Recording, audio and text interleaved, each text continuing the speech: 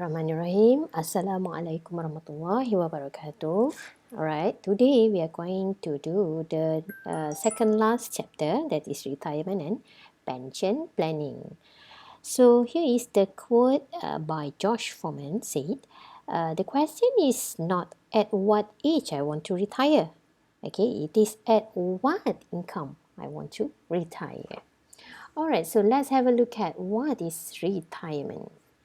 Okay, so the retirement is it means withdrawal from a regular occupation and normally associated with age. And then why it is important? All right, number one, okay, is to live a comfortable standard of living during retirement, and then to determine level of income needed during retirement. Okay, next, the pitfalls in a sound retirement planning, or in other words, we can say the weakness to a good retirement planning. Okay, so the pitfall is when you start too late. And then number two, you're putting away too little. You save money but too little. And then number three, you invest money but you investing too conservatively. All right? So here is the guide for estimating retirement needs. So this one you can refer to your textbook on page 217. Alright. Okay, number one is to estimate household expenditures during retirement. So here you want to know what is the number of years to retirement. Okay, you want to know what is your current level of annual household expenditure. Okay, and then what is your estimate for household expenses during retirement? Okay, next, to estimate the income during retirement. Okay, here you want to know what is your annual income during retirement. Okay, do you have any other income? Okay, and then do you need any extra income? Okay, and number three, to estimate the inflation factor. Okay, so here when we talk about the inflation, always to relate with the increasing in the price of goods. All right, so always to estimate the inflation factor when you do your retirement planning. All right, and then to estimate the funding for certain shortfall. Okay, so here you are to identify what is your annual savings, okay, required to fund your retirement. Okay, next, so here is the Provident and pension funds. Okay. Alright, so what is the Provident Pension Funds? Okay, here is they are the institutions that provide members and their dependents with social security in the form of retirement, medical, death, or disability benefits. Okay, so the sources of funds come from the contribution from the members and their employers. Alright, so the contribution is based on the predetermined percentage of employees' wage, and this fund is used for the investment. Alright, and then the funds contributed by the members and their employers will be paid to the members upon retirement. So this one is the savings for retirement. Okay, so the examples of this is institution. Okay, like the most popular one in Malaysia, we have EPF, Employee Provident Fund, or also known as the Kumpulan Wang Simpanan Pekerja, KWSP. Okay, we also have SOKSO, Teachers Provident Fund, and Tabung Angkatan Tentera. Alright, so for the purpose of syllabus FIN533, we are going only to cover Employee Provident Fund, that is EPF. Alright, so what is EPF? EPF is the Employee Provident Fund, okay, and also known as Kumpulan Wang Simpanan Pekerja, KWSP in Bahasa Melayu. Alright, so it is a national social security organization operating through a provident fund. Okay, EPF provides retirement benefits for members by managing members' savings.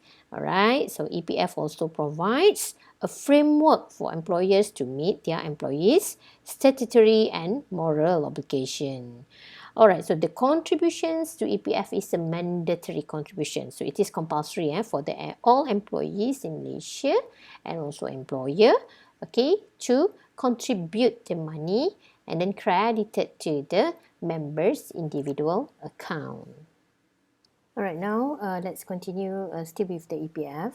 Alright, so we know that the funds contributed into the EPF account, okay, will be invested, okay, into a diverse portfolio such as MGS, money market instruments, loans and bonds, equity and property. And besides that, the EPF guarantees a minimum 2.5% dividend through approved investment to ensure your savings are secure. Okay, so next, what our members and employers contribute. So for the employees, okay, it is mandatory to contribute 9%, okay, from your monthly salaries, okay, and then for the employer, 13% mandatory contribution for the monthly salaries of 5,000 and below, and also for the employers, mandatory contribution of 12% for the monthly salaries of more than 5,000. Alright, so here's the EPF account 1 and account 2. So account 1, 70% of the monthly contributions will be credited into this account. Alright, so this money cannot be fully withdrawn unless you reach the age of 55 years old, become incapacitated, leave the country, or the members die. Alright, and then for the account number 2, so it comes from 30% of your monthly contributions. Alright, and the purpose is for the preparation for early comfortable retirement, and then some withdrawal are allowed for the purpose like attaining the age of 50 years old, owning a house, settling balance of housing loan, financing education for members and members' children, and also for the medical expenses for the members and members' children. Okay, so next, so here's the EPF partial withdrawal that I extracted from the EPF website. So other than stated in the previous slide, okay, the purpose allowable for the withdrawal, like Hajj, okay, when the member want to perform Hajj and doesn't have sufficient money in the tabung haji, so members can make a withdrawal from account number 2. Alright, and also members can pay the loan for monthly installment for the housing loan. Alright. Okay, so here is the full withdrawal. So withdrawal same as with the previous slide. Okay, when the members can make a full withdrawal when reach age 55 years old or age 60. Alright, and then become incapacitated, leave the country, die, or for the government servant that opt for the pension scheme. Alright.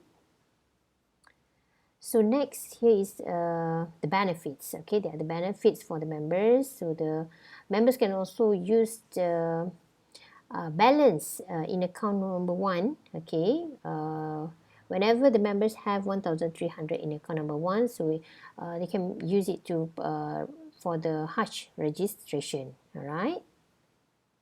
Okay, and then withdrawal for account number 1. Okay, so like I highlighted before, so this one is for the withdrawal from account number 2. Okay, so the purpose for withdrawal account number 1, okay, the members can make a withdrawal from account number 1 for the purpose of investment, okay, which allow members who have savings at least 5,000 more than basic savings amount, okay, to invest part of the saving through external fund managers appointed by Ministry of Finance. Okay, and then the basic savings is the predetermined savings amount in a member account 1 according to his age bracket to enable him or her to achieve minimum savings. All right, of 240,000. Okay, let's have a look at the basic saving. Okay, so this is who can apply, okay, to make a withdrawal from account number 1 for the purpose of investment. So here, alright, the table of basic savings. Okay, so later in the next video, I will show you the calculation part of withdrawal from account number 1. Alright, so this is a basic saving table, meaning that if you want to make a withdrawal from account number 1, at least you have to maintain the basic saving, okay, in the account number 1. Okay, it means that you cannot withdraw all of your money, okay, from account number 1 to for the investment purposes. All right, okay. And then allow members to have at least 1,000 a month for 20 years to fund basic retirement needs. All right. Okay, and then last but not least is the sample of eligibility calculation. All right, so this one also I have prepared another video to show you the question and answer, okay, of the eligibility calculation. Alright, so you can refer to the next video for the further explanation. Alright, so I think that's all for this video. Okay, thank you and Assalamualaikum.